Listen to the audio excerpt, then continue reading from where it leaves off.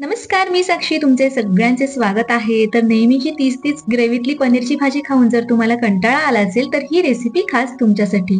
या रेसिपीमध्ये मी पनीरची भाजी पूर्णपणे वेगळी बनवलेली आहे. त्यासोबत तव्यावरती अगदी साध्या सोप्या पद्धतीने तंदुरी रोटी कशी बनवायची आहे ते सुद्धा सांगितलेले आहे. त्यासाठी व्हिडिओ स्किप न करता शेवटपर्यंत बघा.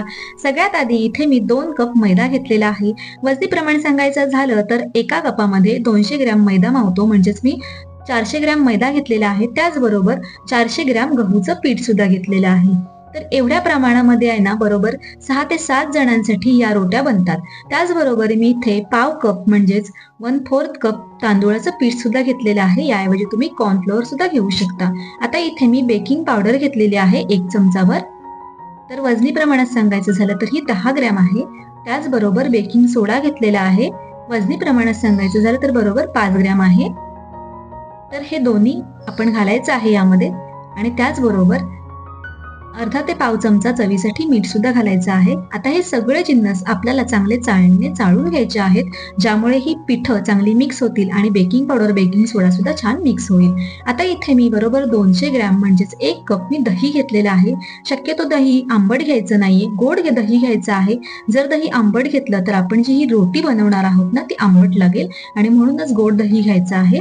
आता हे दही घातल्यानंतर सगळ्यात आधी आपण लगेचच पाणी घालायचं नाहीये, तर आधी हाताने असं छान मिक्स करून घ्यायचं आहे, म्हणजे आपल्याला पाण्याचा अंदाज येतो. तर इथे मी 1 कप पाणी घेतलेलं आहे आणि पाणी या पिठामध्ये या कणकेमध्ये ओतताना भस्कन एकदम ओतायचं नाहीये, तर थोडं थोडं करून पाणी ओतायचं आहे आणि कणिक भिजवून घ्यायची आहे. तर इथे मी पूर्ण 1 कप पाणी ओतून घेतलेलं आहे आणि तरीही हे कणिक मला व्यवस्थित असं भिजलेलं वाटत नाहीये, म्हणून मी आणखीन अर्धा कप पाणी इथे मी घेतलेलं आहे. हे बघा. आणि आता पुन्हा अगदी थोडं थोडं करून पाणी घालायचं आहे आणि आता जेवढं तुम्ही बघितलेलं आहे मी तेवढंच पाणी वापरलेलं आहे. साधारण 2 टेबलस्पून मी जास्त पाणी वापरलेलं आहे आणि ही बघा ही अशी कणिक आपल्याला भिजून हवी आहे. आता हे जे मी एक्स्ट्रा अर्धा कप पाणी घेतलेलं होतं त्यातील बरोबर 2 टेबलस्पूनच पाणी वापरलेलं आहे, बाकीचं पाणी शिल्लक आहे. म्हणजे बरोबर मी 1 कप आणि 2 टेबलस्पून मी पाणी वापरलेलं आहे. त्याचबरोबर 1 टेबलस्पून आता इथे मी तेल सुद्धा घेते आणि थोडं हलक्या हाताने छान असं मळून घेते. तर ही कणिक भिजवताना एकदम गहूच्या पिठासारखी कणिक सॉफ्ट अशी भिजवायची नाहीये, तर याला थोडी जाळी जाळी आलीच पाहिजे. आणि आता मी वरून तेल लावून घेतलेलं आहे या कणकेच्या गोळ्याला आणि मी इथे क्लिंग रॅपनी चांगलं झाकून ठेवते. तर याऐवजी माझ्याकडे होतं म्हणून मी हे लावून घेतलेलं आहे या भांड्याला. तुम्ही याऐवजी ताटली सुद्धा ठेवू शकता आणि कमीत कमी 2 तास झाकून ठेवून द्यायचं आहे. आता इथे मी पनीरची थोडी वेगळ्या पद्धतीची भाजी बनवते. त्यासाठी इथे मी शंकरपाळीच्या आकाराचे हे पनीरचे काप करून घेते. तर तुम्ही तुमच्या आवडीप्रमाणे चौकोनी किंवा तुम्हाला जसे आवडतील तसे छोटे मोठे पनीरचे काप करू शकता. तर या वड्या आहेत ना तर शक्यतो अशा पातळच ठेवायच्या आहेत, जास्त जाड ठेवायच्या नाहीयेत. तर या पातळ वड्या पनीरच्या खूप छान लागतात या भाजीमध्ये. तर आता मी भाजीची बाकीची तयारी करून घेते.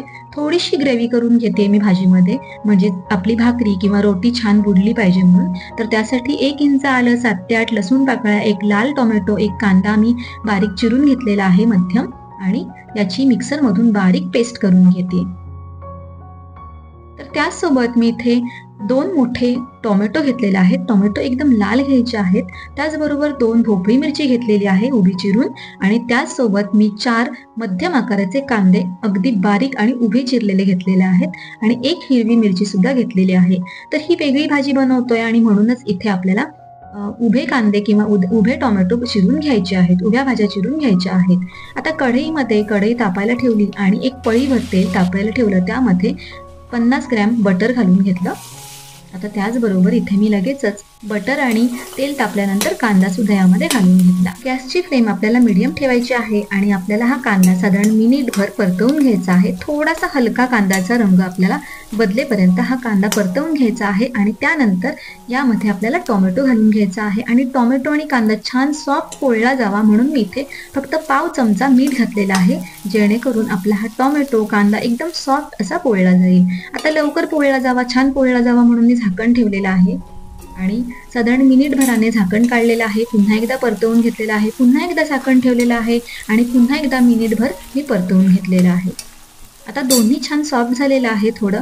आता यामध्ये उभी चिरून घेतलेली भोपळी मिरची सुद्धा घालून घेतलेली आहे. आता पुन्हा एकदा मी झाकण ठेवून घेते आणि पुन्हा एकदा झाकण काढून पुन्हा एकदा परतवून घेते, पुन्हा एकदा झाकण ठेवणार आहे आणि पुन्हा एकदा ढवळून घेणार आहे, जेणेकरून कांदा, टोमॅटो आणि भोपळी मिरची छान शिजली जाईल. आपल्याला इथे टोमॅटो, कांदा आणि भोपळी मिरची 50 ते 70% शिजवून घ्यायची आहे. आता यामध्ये आपण जी पेस्ट करून घेतलेली आहे ती इथे घालून घ्यायची आहे. जर तुम्हाला ही भाजी सुकी आवडत असेल तर तुम्ही ही ग्रेव्ही जी आपण बनवून घेतलेली आहे, पेस्ट बनवून घेतलेली आहे, ती स्किप करू शकता. तर कांदा टोमॅटोची पेस्ट बाजूला तेल सुटेपर्यंत परतून होतच आहे, तोपर्यंत हाय फ्लेमवरती थोड्याशा तेलावरती मी हे पनीर अगदी अर्धा मिनिटसाठी परतून घेते. अगदी लालबुंद परतून घेणार नाहीये, तर हलकेसे परतून घेणार आहे.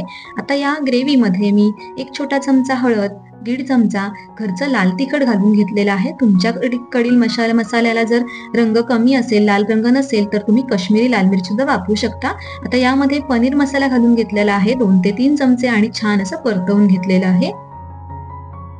तर व्यवस्थित हे मसाले परतून झाल्यानंतर मी अगदी 2 टेबलस्पून ते 3 टेबलस्पूनच गरम पाणी घालून घेतलेलं आहे, कारण आपल्याला यामध्ये अगदी थोडीशी अशी ग्रेव्ही करायची आहे, नाहीतर भाजी अशी घट्ट होईल. आणि म्हणून मी यामध्ये गरम पाणी थोडंसं ऍड केलेलं आहे.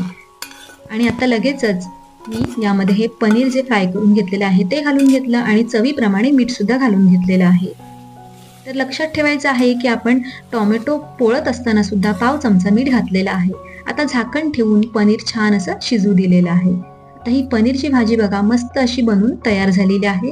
जर तुम्हाला जास्त ग्रेव्ही हवी असेल तर तुम्ही थोडं जास्तीचं पाणी सुद्धा ऍड करू शकता. आता ही भाजी बनवून झालेली आहे. आता आपण तंदुरी रोटी बनवायला घेऊया. रोटी शक्यतो गरम गरमच खायची असते, त्यामुळे एकीकडे जेवायला वाढायचं आहे आणि एकीकडे तंदुरी रोटी बनवायला घ्यायची आहे. तर आता हे पीठ आहे ना, ते मस्त असं थोडंसं फुगलेलं आहे आणि याच्या ज्या बबल्स आलेले आहेत त्या पिठाला, ते आपल्याला पूर्ण मोडून टाकायचे नाहीये, तर हलक्या हाताने मळून घ्यायचं आहे हे पीठ. आता इथे मी एक गोळी घेतलेली आहे. हे बघा, साधारण आपण भाकरीला ज्याप्रमाणे किंवा पुरी लाटताना जशी गोळी घेतो ना, तेवढ्या आकाराची मी गोळी घेतलेली आहे आणि अगदी हलक्या हाताने आपल्याला या पिठाची चपाती लाटून घ्यायची आहे. तर साधारणपणे तंदुरी रोटी ही अशी लंबगोल असते आणि म्हणून मी सुद्धा लंबगोल केलेली आहे आणि जी वरची बाजू आहे ना ती खाली करून घेतलेली आहे आणि आता जी खालची बाजू आहे ती वरती केलेली आहे आणि त्याला मी कोथिंबिरी आणि थोडेसे कलोंजी लावून घेते, अगदी शो साठी. जर तुम्ही नाही लावलं तरी सुद्धा चालणार आहे. आणि मी इथे लंबगोल आकाराची तंदुरी बनवलेली आहे. तुम्ही गोल आकाराची छोटी सुद्धा बनवू शकता, अगदी पापडाच्या साईजची सुद्धा. आता हलकीशी मी लाटणी फिरून घेतलेली आहे आणि जी ही वरची बाजू होती ती पुन्हा एकदा वरती करून घेतलेली आहे. आता या बाजूला मी तेल लावून घेतलेलं आहे, जी बाजू आपण तव्यावरती टाकणार आहोत. सॉरी, मी इथे तेल नाही, पाणी लावलेलं आहे, चुकून तेल म्हणालेले आहे. आता या पाणी लावल्यामुळेच ही तंदुरी आहे ती तव्याला छान अशी चिकटून राहते आणि गॅसची फ्लेम आपल्याला मीडियमच ठेवायची आहे आणि ही तंदुरी आपल्याला शेकून घ्यायची आहे. छान बबल्स आलेले आहेत. ही खालची बाजू चांगली तव्यावरती शेकली की मग हा असा तवा उलटा फिरवायचा आहे. शक्यतो हा जो हँडल असलेला तवा आहे ना तोच घ्यायचा आहे, जेणेकरून आपल्याला ही तंदुरी अशी छान तव्यावरतीच तवा धरून गॅसवरती शेकून घेता येते. तर हे बघा, अशा पद्धतीने ही मी एक बाजू छान अशी शेकून घेते. एकदम साधी सोपी पद्धत आहे. मी ही तंदुरी रोटी बनवत होते तेव्हा माझी छोटी मुलगी सुद्धा माझ्यासोबत आली आणि तिने सुद्धा ही अशी तंदुरी रोटी छोटी बनवलेली आहे. आता थोडंसं मेल्ट केलेलं बटर मी याला लावून घेते. हे बघा, छान असे बबल्स आलेले आहेत या तंदुरीला आणि थोडंसं मेल्ट केलेलं बटर लावायचं आहे. त्यामुळे या तंदुरी रोटीला छान अशी शाईन सुद्धा येते आणि गरम गरम जेवायला घेतल्यावरती ही या बटरमुळे ही रोटी लागते सुद्धा छान. आता ज्या ठिकाणी ही तंदुरी रोटी शेकली नाहीये त्या ठिकाणी सुद्धा असा तवा थोडा मागे पुढे करून व्यवस्थित शेकून घ्यायचा आहे. हे बघा, मस्त अशी ही तंदुरी रोटी बनवून झालेली आहे आणि दोन्ही बाजूने छान अशी शेकलेली आहे, खुसखुशीत झालेली आहे मस्त. मी आणखीन एक तंदुरी रोटी तुम्हाला बनवून दाखवते. भाकरी एवढी गोळी घेतलेली आहे, हलक्या हाताने लाटून घ्यायची आहे. तर मी अशी लाटून घेतलेली आहे. ही जी वरची बाजू आहे ती आपण तव्यावरती टाकणार आहोत, म्हणून ती बाजू आपल्याला तशीच लक्षात ठेवायची आहे. आता मी ही रोटी पलटवून घेतली, त्यावरती कोथिंबिरी कलोंजी लावून घेतली आणि हलक्या हाताने टॉस करून घेतलं. हलक्या हाताने लाटणी लावून घेतली, म्हणजे हे तीळ आहेत, कलोंजी आहे ते चिकटून राहतील. आणि ही जी वरची बाजू आहे त्याला पाणी लावून घ्यायचं आहे, सगळीकडून सारखं असं पाणी लावून घ्यायचं आहे, जेणेकरून पॅनला ही तंदुरी चिकटून बसेल. आता मी जो तवा घेतलेला आहे ना, तो तवा माझ्याकडचा जुना आहे, त्यामुळे ही रोटी त्याला छान अशी चिकटून बसलेली आहे. जर तुमच्याकडे निर्लेपचा नवीन तवा असेल तर त्या तव्यावरती ही तंदुरी रोटी बनवायची नाहीये, तर त्याऐवजी तुम्ही ॲल्युमिनियमचा तवा घेऊ शकता किंवा लोखंडी तवा घेऊ शकता, पण शक्यतो निर्लेपचा तवा तुम्ही घेऊ नका. तर आता हे बघा, माझ्याकडचा जुना आहे आणि त्याला ही रोटी छान चिकटून बसते. तर मुख्य काय आहे यामध्ये, तर ही जी रोटी आहे ती आपण अशी पाणी लावून तव्यावरती शेकायला टाकल्यानंतर ती त्या तव्याला चिकटून बसली पाहिजे.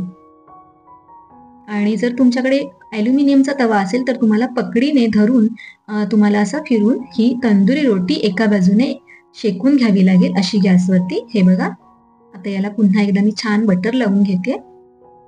मस्त अशी ही सुद्धा तंदुरी रोटी बनवून तयार झालेली आहे आणि नो फेल रेसिपी आहे, त्यामुळे तुम्ही या श्रावण महिन्यामध्ये नक्की बनवून बघा आणि नक्की मला कमेंटमध्ये सांगा. आणि ही बघा, मस्तपैकी ही भाजी मी वेगळ्या पद्धतीने बनवलेली आहे पनीरची. तुम्ही याला पनीर मसाला सुद्धा म्हणू शकता. खूप मस्त बनलेली आहे, खूपच टेस्टी बनलेली होती. तुम्ही जेव्हा घरी बनवणार ना तेव्हाच तुम्हाला समजणार की ही भाजी किती मस्त बनलेली आहे ते. ही रेसिपी जर तुम्हाला थोडी जरी आवडली तर व्हिडिओला लाईक करा आणि चॅनलला सबस्क्राईब सुद्धा करा आणि हो, सोबतच हा व्हिडिओ जास्तीत जास्त शेअर सुद्धा करा. तर आता ही संपूर्ण रेसिपी माझी बनून झालेली आहे. तंदुरी रोटी बनून झालेली आहे, सोबतच मसाला पनीर बनवून झालेला आहे आणि खूपच टेम्पटिंग दिसते ही थाळी. आता यावरती मस्त असं लिंबू घालते आणि ही रोटी तुम्ही बघाल की मस्त खुसखुशीत झालेली आहे, लगेच मोडली जाते. अगदी शेकली सुद्धा छान आहे, आतून अगदी जाळीदार पडलेली आहे, फुगलेली आहे ही रोटी.